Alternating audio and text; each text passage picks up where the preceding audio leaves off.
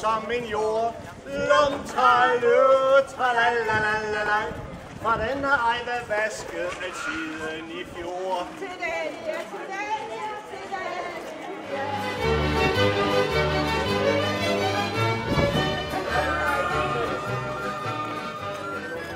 Jeg kan ikke komme ud. Eller, det kan jeg så godt. Mor sidder fast. Skal mor blive stående her, mens I hygger? Vi i Spøttrup Turistforening, der har vi jo holdt historisk marked i næsten 25 år. Og markedet er populært. Folk vil rigtig gerne komme med og deltage. Og til forskel fra Bispens Marked, som jo er kæmpestor, så har vi sådan et lille intimt marked, som folk synes er hyggeligt og gerne vil deltage i. I år der er vi, man kan også sige, at det der er forskellen på Bispens Marked og Historisk Marked, det er, at vi holder os inde i borgen, i borggården og umiddelbart omkring borgen. Så det giver den fantastiske stemning, som borgen nu giver. Vi er i år omkring 130 deltagere, og hvis jeg skal fortælle lidt om, hvad der sker her, så er det uden for borgen, der har vi flere middelaldergrupper. Vi har en klan Lotz, og vi har Saxo, som er den lokale gruppe, og vi har, det var vrøvl, Saxo kommer udefra, Artefaktum er den lokale gruppe, og vi har Spøttrup Strabanter, og vi har Ridder Kås, som kommer fra Hobroegnen, og inde i borggården, der har vi så en fyr, der sælger honning, og vi har nogen, der sælger glaserede æbler.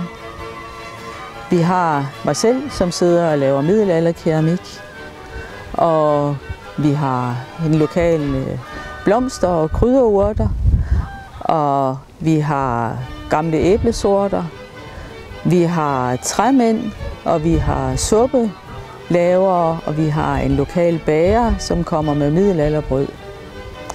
Jeg skal sige, udenfor der har vi også andre pilefolk, og vi har nogle med kryddersnapse og anden keramik.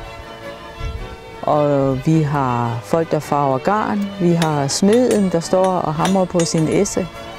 Og vi har folk, der laver middelaldermad. Inde i selve borggården, eller inde i selve borgen, der har vi i riddersalen, der har vi kornsymboler, halmflætning. Vi har fra Østergård alle middelalderdragterne. Vi har nogen, der sidder og laver orkis og knipler.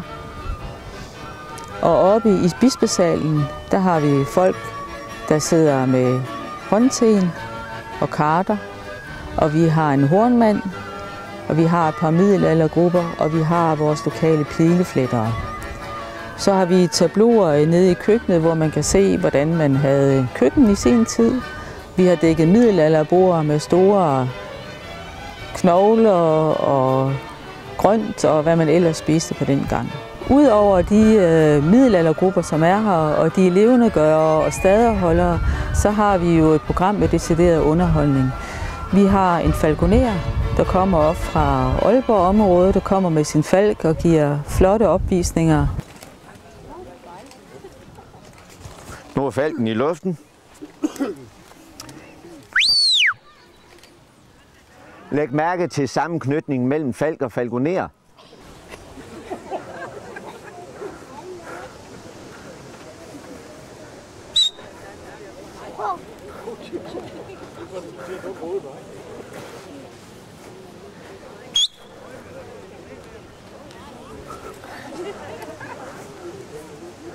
Og hver eneste gang hun nu kommer og jagter lokken, jamen så er det jo en jagt.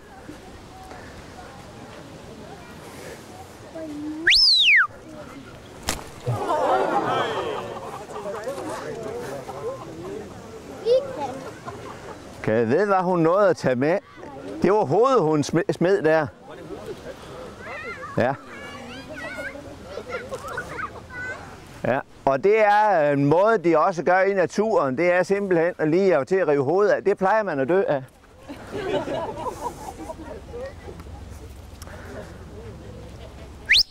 Nu har vi 2 tårnfalke, Og en landerfalk.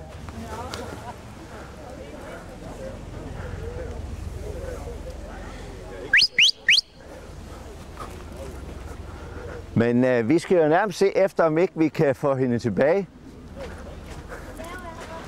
Hop! Og I kan se,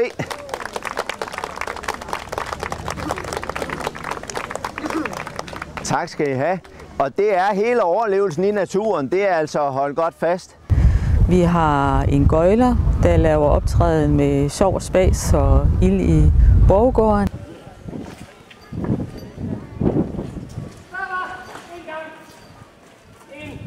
Konge, der var 2 konger. De 2 konger havde hver især 3 prinser og 3 prinsesser. Vi starter med prinserne. Den første prins, han hedder Skrat. Den næste, Skrat. Og den tredje hedder Skrat. Så har vi prinsesserne. Første prinsesse, hun hedder Sip. Den næste, Sip. Og den sidste, hun hedder Sip. Ser I? De skal jo så giftes med hinanden, og det vil altså sige, at Skrat bliver gift med Sip. Skrat med Sip.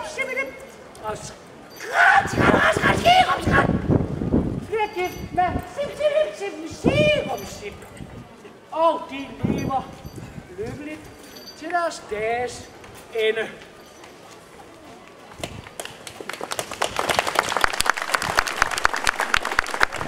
Og vi har ridder Kås, et ridder Tobi, som laver middelalderturneringer og giver opvisninger på sin hest.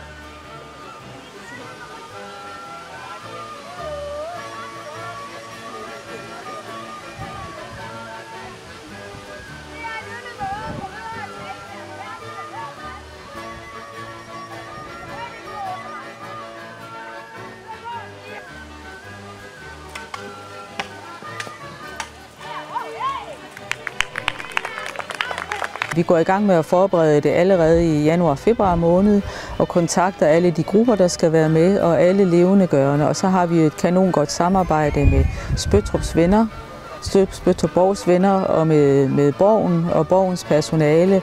Og så har vi nogle frivillige, der kommer udefra og hjælper os med at sætte op og tage ned og rydde op. Vi har mange turister, der kommer, og vi har også mange. Vi annoncerer bredt. Så når folk de kommer faktisk fra det meste af Jylland, Nordsalling, Vejle, Herning, Viborg-området og er kørt direkte hertil for at bare se markedet. Så det er vi også rigtig glade for. Og vi er faktisk lidt imponeret også over, at fordi vi har Bispens Marked, der ligger bare 14 dage inden, og samtidig været lidt spændte på, om det kunne bære. Men vi plejer at have et eller andet sted mellem 1600 og 2000 mennesker, der kommer i løbet af weekenden, så det kan vi ikke være andet tilfreds med. Hvordan kommer der nu fri?